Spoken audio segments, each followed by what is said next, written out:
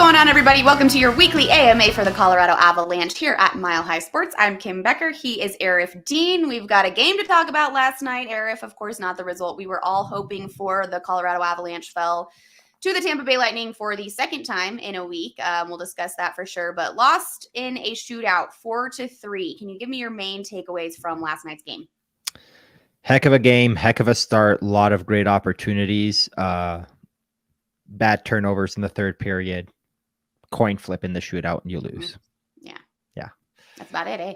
Yeah, that's it. That's pretty much the way it goes. I mean, last week when they lost to Tampa Bay, it was a much different story. This time around, it was the type of game you expect from the defending Stanley Cup champions facing off against the team they defeated in the Stanley Cup final, and the team that's made it 3 straight years and has won 2 cups. It was a heck of a game. The Avalanche were strong at the start. I think the biggest takeaway, if I had to really dig deep into it, is the third period. This is once again, the Avalanche are having a tough time closing out games. It seems to be in a different way every single time. So this time around, they take a 2-1 lead into the third. They give up that goal right away. And then Dennis Malgin, of all guys, finally scores his first goal with the Avalanche, his first goal since he was with Toronto on October 30, and gives the Avalanche a lead again at 3-2.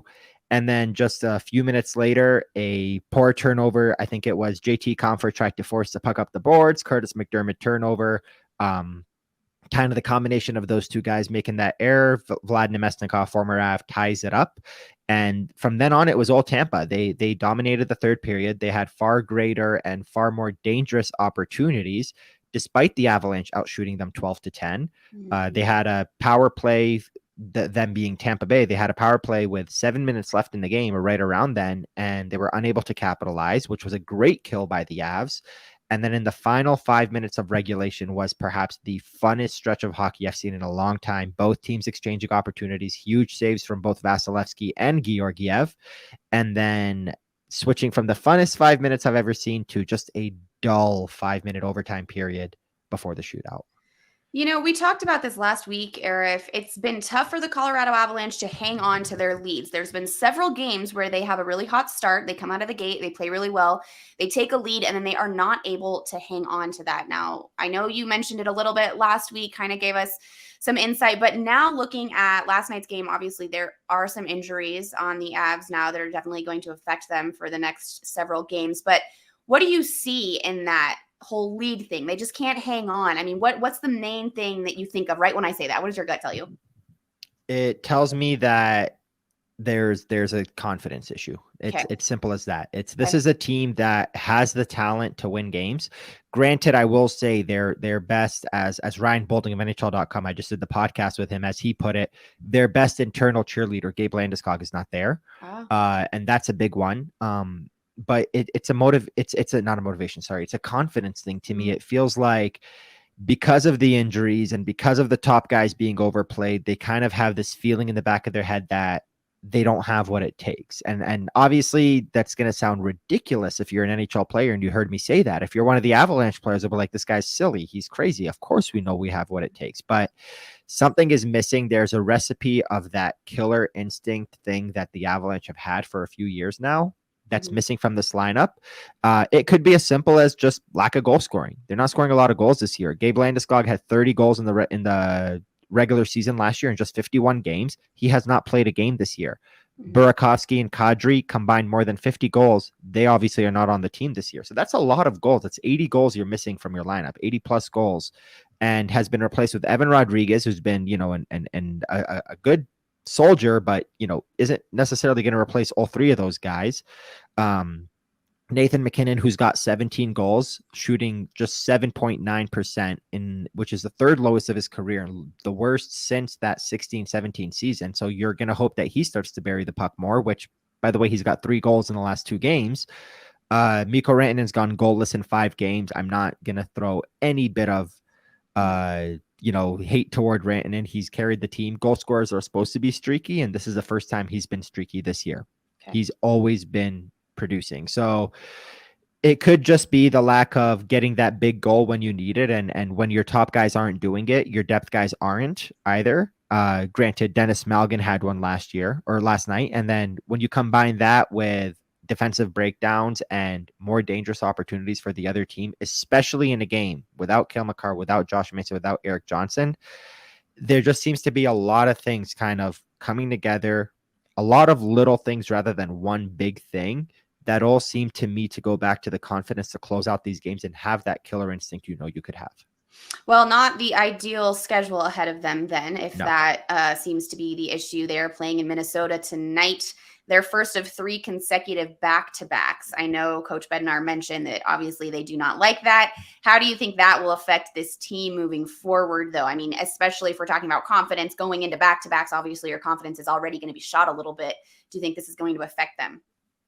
I mean, it will in a sense. I mean, they're exhausted. I'm not exhausted, but they're coming in tired, traveling against a team that's rested and waiting for them. And, that's never going to be in your favor. But this is the exact type of game where you could make a statement. Right. Late in the regular season, the schedules are always jam-packed. The Avalanche yesterday started a 61-day stretch where they're going to play 31 games. And unlike the NBA, nobody does any load management around here. So you're going to have your top guys, assuming they're healthy, knock on wood, they're going to be playing 29, 30, 31 games of these next 31 games, especially if you're fighting for a playoff spot. And it's going to be in 61 nights. So now you got 30 to go in 60 days. It's every other night for the next 2 months, basically. So it's the type of scheduling that you expect late in the regular season. The biggest issue that the Avalanche have with it, and I understand Jared Bednar's frustrations with it last night, it's the fact that it could not be more unlucky. The fact that the second game of a back-to-back today is against Minnesota, Wednesday night on TNT. In Minnesota, the team that you are tied with for third in the Central Division in points, you have a game in hand. You have an opportunity to build a 2-point cushion with that game in hand. Then you have your next set of back-to-back where the second game is against Edmonton, the team that if Minnesota passes you, you might be fighting with Edmonton for wild card positioning. Then the third back-to-back, the second game is against Calgary, where again, if Minnesota passes you, you might be fighting Calgary for wild card positioning. So either way you shake it, the back-to-backs are unfortunate. It sucks that there's 3 in a row. And granted, I do agree with Jared. I've never seen a schedule with 3 back-to-backs in a row, despite the breaks in between. So that does scream, what the heck? Hello. But but at the same time, the fact that the second game of those back-to-backs is against Minnesota, Edmonton, and Calgary, the 3 teams that you want to be making sure that you can beat them. And all 3 of them are going to be rested the night before, waiting on you to travel after playing a game, is going to be the toughest part of this stretch. But like I said, Wednesday night, 7:52 p.m. Mountain Time puck drop on TNT. Big opportunity for the Avalanche, who might be getting Josh Manson back, who are probably going to have Georgiev back in the lineup for the second straight night. Huge opportunity here to not just go out there and beat Minnesota, but beat the heck out of them. Really put in a good game, a one-sided game. You obviously will take the points anyway you get them. You get 2 points, you're happy. Sure. But if you come out and really make a statement, it would do wonders for this team and their confidence in the final stretch. Yeah, time to get your head straight. All right, we'll get to some questions that some fans sent you. Aarif, the first one, how do you feel about a Ryan O'Reilly reunion? What is the potential cost for that? I would absolutely love it. That would right up there with Jonathan Taves. Those are the top 2 guys that I think the Avalanche should target, just simply because of their two-way play and face-off abilities. The Avalanche have had issues with depth among their defense this year, obviously forwards too, but depth among their defense because of the injuries. Mm-hmm. Ryan O'Reilly is pretty much another defenseman on the ice. He plays center. He wins a lot of faceoffs at opportune times, which is something you lost with Kadri, and O'Reilly's better than Kadri at faceoff, so that would be a huge one for the Avs. But he plays a strong two-way game. He's got familiarity with guys like Landeskog and McKinnon. He obviously he didn't play with Mikko here in Denver because Mikko came right after he left, but there's just a lot of familiarity there for a player that can do it in the playoffs. What is the potential cost is a good question. It definitely starts with your first round draft pick this year. I know the Avalanche don't want to trade it, but if you're going to make a run this year, if you feel confident that you can make a run this year, if you feel confident that you will get healthy, you have what it takes to be healthy in the playoffs. Like Jared said, practice on Monday. He said, this team no longer cares about playoff positioning. They don't care where they are, if they have home ice advantage or not. Just get in. And the key part, the second part of the quote, hope to be healthy by then. So big thing. Yes, 100%. And if you feel like you can be healthy by then, if you feel like you have what it takes, then go out and trade for Ryan O'Reilly, give up that first round draft pick, because O'Reilly will help you a heck of a lot more. Yeah, and they might need it. All right, next question here, still kind of staying on the whole injury topic. Can they put Erik Johnson on long-term injury reserve now? The Avs need to get a center and a goal scorer. Do you agree? So it sounds to me like that's the way it's going, just given Jared's comments last night after the game. He said that Johnson's out indefinitely, no timeline. They don't know when he's going to be back. I specifically asked him if he thinks he'll be back before the postseason, and he said not sure. Basically opening up the opportunity for LTIR. Now, if you put a player on long-term injury reserve throughout the rest of the regular season, their $6 million or their cap space in general comes off the books. So Erik Johnson, $6 million that he's putting up toward the cap, which is a big number, would be available to the Avalanche to go out and acquire more at the deadline. Now, the biggest thing is there's always something that people forget is you don't just need cap space to make trades. You need assets to deal to make trades. Yeah. And the Avalanche just don't have a lot of assets right now. They don't have a lot of great prospects. They traded 2 of them last year to get Manson and Lehkonen, and it paid off. They don't have a lot of mid-range draft picks. They traded them for Georgiev. They traded one for McDermott 2 years ago. They traded second rounders for both Lehkonen and for Josh Manson as well. So they've given up quite a few picks. But if you can find a way to get creative, like you expect guys like Joe Sakic and Chris McFarland to be, then you can make do with what you have, use that $6 million, not only get someone like Ryan O'Reilly, but maybe add another piece, maybe add a depth defenseman. There's a lot of ways to go. And you know, to be a fly on the wall of Chris McFarland or Joe Sakic's office right now to figure out what they're thinking would be a lot of fun, because there's tons of opportunities for the Avalanche. And I'm not by any means discounting what the loss of Erik Johnson means to the lineup. Right. Not having him is unfortunate, but I think there's some things that the Avs can do here if they put him on LTIR. Okay. All right. One last one here before you wrap this guy up. Do you have any concern about Evan, Mikko, and Val going cold? It seems that their lack of production, turnover count have been leaving Georgiev hanging out to dry. So their lack of production lately has nothing to do with with hanging Georgiev out to dry. That's the team defense has been struggling. And, you know, against Tampa Bay last night, you played Taves, Gerard, Byram, and then a big drop before you got Hunt, Engelland, and McDermott. And that's, you know, without Cale Makar, without Josh Mason, without Erik Johnson, you're not going to win a lot of games against teams like Tampa. Granted, that's not an excuse. You had a huge opportunity last night to win that game. Now, starting with the guys that are going dry, starting with Evan Rodrigues, 11 goals, 15 assists, 26 points in 41 games. He's already pretty much had the production that you would expect from somebody making $2 million. And he's played 41 games. He's on pace. If he had played only 82 games, he's on pace for more than 50 points. I know he's gone pointless in the last 4 games. I know he's got 1 goal in the last several, I believe 1 goal in the last month. But forwards are streaky. NHL players are streaky. For every stretch that Rodrigues has where he's got, I believe there was a stretch where he had 12 points in 9 games or something along those lines, you're going to have a stretch where you have 0 points in 4 games. That's how it, you know, it regresses to the mean. It balances out. For Mikko Rantanen, like I said, he hasn't had a goal in 5 games. I not too concerned about that. It's the first 5-game stretch he's had all season without a goal, which is pretty big. His 34 goals are more than when you combine second and third. McKinnon 17, Lehkonen 16, put them together, they got 33. So like Rantanen is well ahead of the bunch. He scored 22% of the team's goals. A 5-game stretch isn't going to concern me.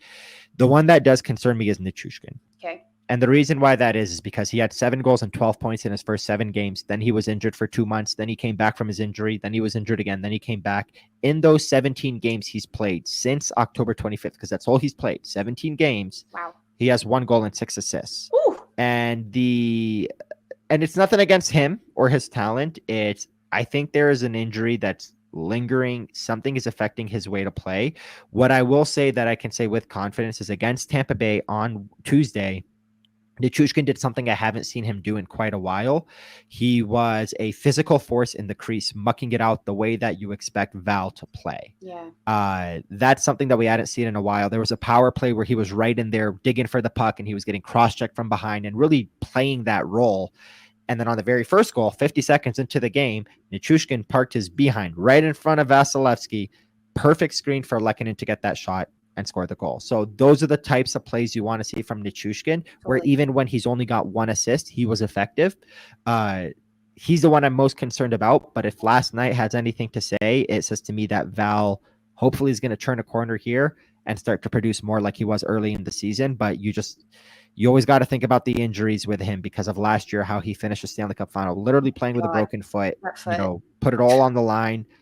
You hope he could be ready to go. I'm going to take this opportunity to remind everybody also that the game of hockey is incredibly physical. The amount Yes. of games that they play after winning the Stanley Cup and really not having a proper off season, quote unquote, because they played so many games in the postseason last year, is not great for their bodies. It's not a question why there are so many injuries on this team, but hockey is freaking tough. And these guys play through some insane things. We've seen what Val has played through with his foot last year. So you obviously know if there's something lingering and it's affecting him, it's really bad because you know what he can play through. So I think you're probably spot on there, and we got to give him a little grace. I wouldn't call him going cold quite yet. Yeah. And yeah, I'm not by any means attacking his game as much I as I am concerned about his ability to produce. So Totally.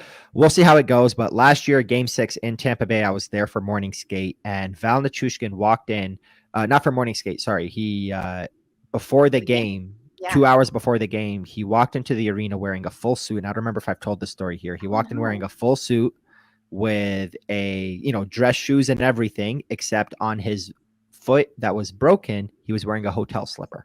God. Full suit, one shoe, and a hotel slipper, limping his way through the bottom of Amalie Arena. And then he ended up playing the game and was as good as he was, playing alongside a line with Gabe Landeskog, who's had knee issues since March of that year and hasn't played since that game, and Nazem Kadri, who had a broken thumb, and that line was effective. Unbelievable. Nichushkin with a broken foot, Landeskog with knee issues, and Kadri at center with a broken thumb. They were the 3 guys that were on the ice when the Avalanche won it all, I believe. They were the last guys on the ice. And after the game, I'm sure people have seen this video by now. I tweeted a video of a drunk Val Nichushkin coming out of the locker room. He was getting carted. There was one of those carts that you put like boxes on or tables on. He was getting carted out, like one of those big shopping carts you find at like a Costco. Like I cannot walk. He was sitting on that, and the story behind that is, and he was obviously he was drunk. They had just partied, but he didn't have a shoe on one of his feet, the broken foot, and he was getting carted out. And the story was he was coming out of the locker room and in his broken English accent asked the gentleman that was carting things if he could jump on the thing because and get a ride to the bus because of how broken his foot was. He was in so much pain. Yeah, just a lot of pain. So you hope to see that things are turning around. Obviously, a Stanley Cup run always will do a number on you, but that's why Tampa Bay making it to 3 straight finals is so impressive, and why you want to see the Avalanche hopefully get their second in a row here. The same. Yep. All right, Aarif. Well, thank you so much to everybody tuning in. Thank you. We will see you back here next week for another AMA for the Colorado Avalanche. Some very fun things to talk about, and hopefully some more exciting things to talk about next week. Aarif, have a good one. Thank you very much.